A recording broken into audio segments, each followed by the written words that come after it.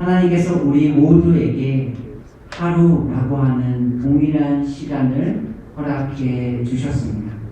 그러나 각자가 동일하게 주어진 그 시간을 채워가는 삶의 모습과 방법은 다양합니다. 오늘 말씀을 통해서 우리가 우리의 삶을 누구와 함께 어떤 이야기로 채워야 하는지 함께 나누기를 원합니다. 12절입니다. 그들이 삼손에게 이르되 우리가 너를 결박하여 블레셋 사람의 손에 넘겨주려고 내려왔노라 하니, 이 블레셋 사람들의 손을 사사기 15장 18절에서 이렇게 표현하고 있습니다. 18절입니다.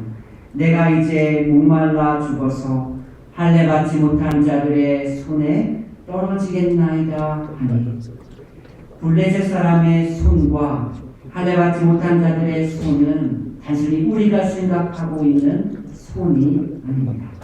창세기 39장 6절입니다. 주인이 그 소유를 다 요셉의 손에 위탁하고, 요셉이 보디발 장군의 집에 노예로 팔려갑니다. 그러나 시간이 흘러 보디발은 요셉의 손에 자신의 모든 것을 다 맡깁니다. 요셉이 누명으로 감옥에 갇힙니다. 시간이 흘렀습니다. 감옥과 죄인들을 관리하는 간수장이 그 모든 것들을 요셉의 손에 다 맡깁니다. 창세기 39장 22절입니다. 간수장이 옥중 죄수를 다 요셉의 손에 맡김으로, 따라서 본문에 나오는 손은 우리가 생각하는 손이 아니고 하나님의 다스림, 하나님의 통치를 나타내고 있습니다. 따라서 유다 지파는 자신의 동족 삼손을 블레셋 사람들에게 넘겨주려고 합니다.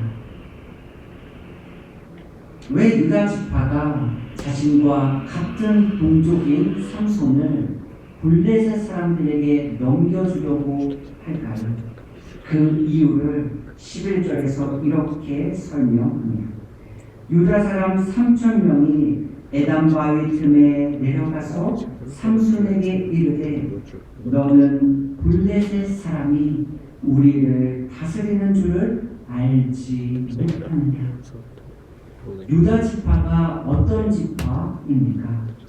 단순히 이스라엘의 12지파 중에 한 지파가 아닙니다. 유다는 야곱으로부터 장자의 축복을 받았습니다. 그리고 시간이 흘러 유다의 자손들이 유다 지파를 형성했습니다. 그리고 우리에게 익숙한 다윗은 유다 지파입니다. 솔로몬이 죽고 이스라엘이 남과 북으로 나뉩니다. 그때 하나님은 약속을 따라 남쪽에 있는 유다 지파를 통하여 하나님의 언약이 흘러가도록 하셨습니다. 그리고 마침내 시간이 흘러 유다 지파를 통하여 우리의 구세주 예수 그리스도가 탄생하게 됩니다. 그럼에도 불구하고 유다 지파들은 지금 자신들을 다스리고 있는 분을 하나님이 아닌 블레셋 사람들이라고 고백하고 있습니다. 우리는 하나님의 언약 백성입니다. 그렇다면 우리의 삶은 하나님의 다스림, 하나님의 통치, 하나님의 손 아래에 있습니까? 아니면 믿지 않는 사람들의 생각과 가치관에 다스림을 받으며 살아가고 계시나요? 삼손은 자신의 동족 유다 지파와 싸우기를 원하지 않았습니다. 그래서 순순히 자신을 유다 지파에게 내어줍니다. 유다 지파 사람들은 삼손을 밧줄로 묶어서 블레셋 사람들에게 넘겨줍니다. 이것이 오늘 말씀의 배경입니다. 당시 이스라엘 백성들의 상황을 성경은 이렇게 기록하고 있습니다. 사무엘상 13장 22절입니다. 싸우는 날에 사울과 요나단과 함께한 백성의 손에는 칼이나 창이 없고 오직 사울과 그의 아들 요나단에게만 있었더라. 이스라엘 백성들에게는 싸울 수 있는 무기가 없었습니다. 그 이유가 무엇입니까? 블레셋 사람들은 이스라엘 백성들이 무기를 갖는 것에 대하여 두려움이 있었습니다. 그래서 농기구를 사용하다가 칼이 무뎌지면 자신들에게 와서 그 무뎌진 칼을 날카롭게 해 주었습니다. 그들에게 무기를 소유하지 못하도록 블레셋 사람들은 철저하게 제한하고 막았습니다. 그래서 이스라엘 백성들은 칼과 창을 소유할 수 없었습니다. 그런데 유다 지파에 의해서 블레셋에 넘겨준 삼손이 1000명을 죽입니다. 삼손의 무기가 무엇입니까? 15절입니다. 삼손이 나귀의 새 턱뼈를 보고 손을 내밀어 집어들고 그것으로 1000명을 죽이고, 삼손의 무기는 칼과 창이 아니었습니다. 별 볼 일 없어 보이는 나귀의 새 턱뼈입니다. 어떻게 이것으로 1000명을 죽일 수 있었을까요? 14절입니다. 여호와의 영이 삼손에게 갑자기 임하시니 그의 팔 위의 밧줄이 불탄 삼과 같이 그의 결박되었던 손에서 떨어집니다. 삼손이 1000명을 죽일 수 있는 이유는 여호와의 영, 성령이 삼손에게 임했기 때문입니다. 지금 전쟁에서 싸우고 있는 자가 누구입니까? 삼손입니다. 그러나 그 전쟁의 실제적인 주관자는 하나님이십니다. 우리가 다윗과 골리앗의 전쟁을 함께 나눴습니다. 실제 전쟁을 행하는 자는 다윗과 골리앗입니다. 그런데 그들의 실제적인 전쟁은 누구의 전쟁이었습니까? 신들의 전쟁이었습니다. 결국 삼손은 이 전쟁에서 승리합니다. 그리고 이렇게 노래합니다. 16절입니다. 이르되 나귀의 턱뼈로 한 더미 두 더미를 쌓았음이여 나귀의 턱뼈로 내가 1000명을 죽였도다 하니라. 17절입니다. 그가 말을 마치고 턱뼈를 자기 손에서 내던지고 그곳을 라맛네이라 이름하였더라.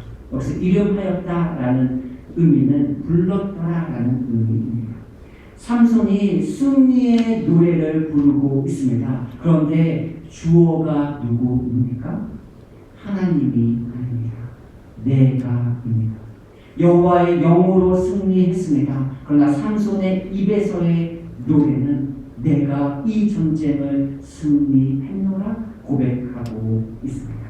그리고 삼손의 모습을 성경은 이렇게 묘사합니다. 자신의 손에 들고 있는 나귀의 새로운 턱뼈를 던집니다. 그리고 자신이 이 승리의 주인공처럼 그곳 이름을 라맛네이라 부릅니다. 라맛네이는 턱뼈의 언덕, 턱뼈의 산이라는 뜻입니다. 이 지명은 삼손이 죽인 1000명의 사람의 시체를 바라보며 의기양양하며 당당한 모습으로 내가 이 전쟁에 승리했노라 이렇게 고백하고 있습니다. 한번 삼손의 모습을 생각해 볼까요? 삼손이 조심스럽게 소심한 모습으로 자기의 새 턱뼈를 내려놓고 내가 이 전쟁에서 승리했습니다. 이곳은 라맛네이입니다. 이렇게 고백했을까요? 우리가 상상하는 가장 멋지고 아름다운 모습으로 내가 이 전쟁에서 승리했노라 멋진 모습으로 턱뼈를 던지고 그곳 이름을 라맛네이라고 불렀습니다. 성경은 참 흥미롭습니다. 오늘 본문에 사용된 단어를 살펴볼까요? 오늘 본문이 기록된 장소가 어디입니까? 14절입니다. 삼손이 레히의 이름에 블레셋 사람들이 그에게로 마주 나가며 오늘 전쟁이 일어난 장소를 성경은 레히라고 기록하고 있습니다. 그런데 턱뼈의 히브리어 단어가 레히입니다. 그리고 블레셋 사람들의 턱뼈, 네 키를 삼손이 부셔버립니다. 그리고 그곳 이름을 라마 네히라고 부릅니다. 종합해 보면 이렇습니다. 네히 장소입니다. 그곳에서 네히 턱뼈를 가지고 블레셋 사람들의 네히 턱뼈를 날려버리고 그곳을 라마 네히라고 부릅니다. 흥미롭지 않습니까? 재밌지 않습니까? 네히라고 부르는 곳에서 네히를 가지고 블레셋 사람들의 네히를 부수고 그리고 그곳 이름은 라마 네히라고 부릅니다. 너무나도 통쾌하고 너무나도 우리의 마음을 시원하게 하는 승리의 장면입니다. 그런데 성경은 여기서 이 전쟁의 기사를 멈추지 않습니다. 어쩌면 우리는 오래도록 기억하고 싶을 명장면으로 이 장면을 기억하고 남기고 싶어 할지도 모릅니다. 그러나 성경은 그 이후의 이야기를 기록하고 있습니다. 삼손이 낙의 턱뼈로 승리합니다. 그런데 이상한 점이 있습니다. 삼손은 나실인입니다. 나실인은 자기의 몸을 하나님 앞에 드린 사람입니다. 그리고 그들은 세 가지를 지켜야 합니다. 첫 번째는 술을 마시지 말아야 합니다. 두 번째는 자신의 머리카락을 자르면 안 됩니다. 그리고 마지막 세 번째는 이것입니다. 민수기 6장 6절입니다. 자기의 몸을 구별하여 여호와께 드리는 모든 날 동안은 시체를 가까이 하지 말 것이요. 즉 나실이는 시체를 가까이 하지 말아야 합니다. 그런데 삼손이 무기로 사용한 것이 무엇입니까? 나귀의 새 턱뼈입니다. 즉 죽은 지 얼마 되지 않은 나귀의 턱뼈를 가지고 삼손은 전쟁에서 승리했습니다. 여기서 턱뼈를 꾸며주는 새라고 하는 단어는 신선하다, 축축하다, 촉촉하다라는 의미를 가지고 있습니다. 시체를 가까이 하지 말아야 하는 하나님의 말씀을 삼손은 어겼습니다. 이상하지 않나요? 여호와의 영이 성령이 그에게 임했습니다. 그런데 그는 하나님의 말씀에 순종하지 않았습니다. 그럼에도 불구하고 전쟁에서 승리했습니다. 그리고 그 승리의 공을 자신에게 돌리며 턱뼈의 산, 턱뼈의 언덕이라고 부르고 있습니다. 모든 것이 순종과 보입니다. 그런데 여기서 반전이 일어납니다. 18절입니다.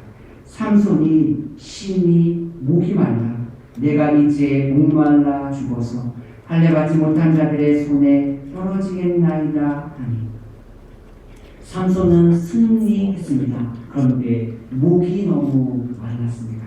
그리고 이 목마름은 삼손을 극심한 죽음의 고통으로 인도했습니다. 우리가 함께 나누었던 말씀입니다. 시편 127편 2절입니다. 너희가 일찍이 일어나고 늦게 누우며 수고의 떡을 먹으니 헛되다. 일찍 일어나고 늦게까지 수고합니다. 그 수고의 떡을 먹습니다. 그런데 성경은 그 수고의 떡을 먹음이 헛되다라고 기록하고 있습니다. 삼손에게 여호와의 영이 임했습니다. 하나님의 말씀에 순종하지 않았습니다. 그럼에도 전쟁에 승리했습니다. 그런데 그 결과가 무엇입니까? 타는 목마름입니다.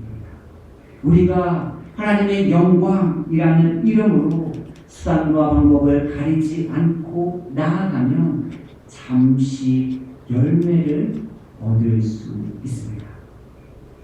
그리고 그 열매를 맛볼 수 있을지도 모릅니다.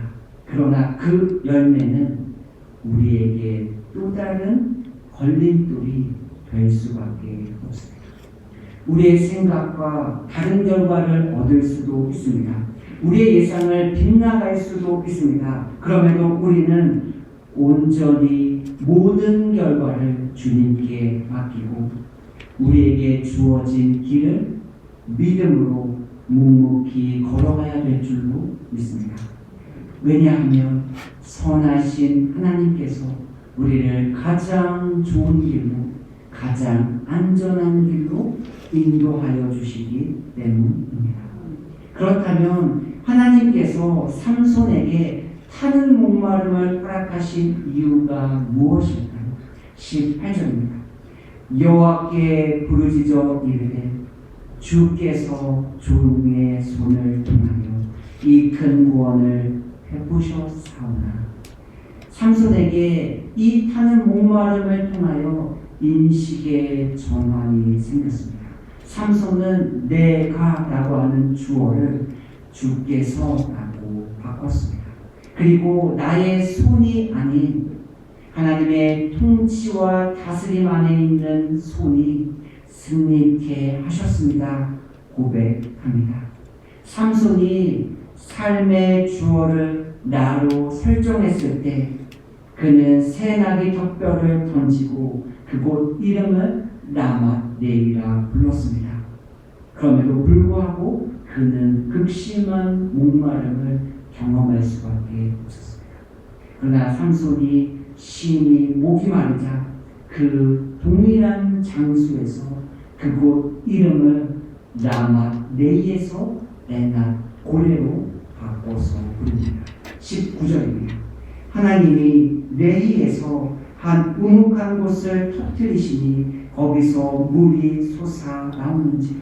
삼손이 그것을 마시고 정신이 회복되어 소생하니 그러므로 그 샘 이름을 에낙 고레라 불렀으며 그 샘이 오늘까지 네이에 있더라. 에낙 고레는 외치는 자의 샘, 부르짖는 자의 샘이라는 의미입니다. 오늘 사건이 일어난 장소가 어디입니까? 레히입니다. 그 동일한 장소에서 삼손은 라맛네이도 경험하고 에낙 고레도 함께 경험하고 있습니다.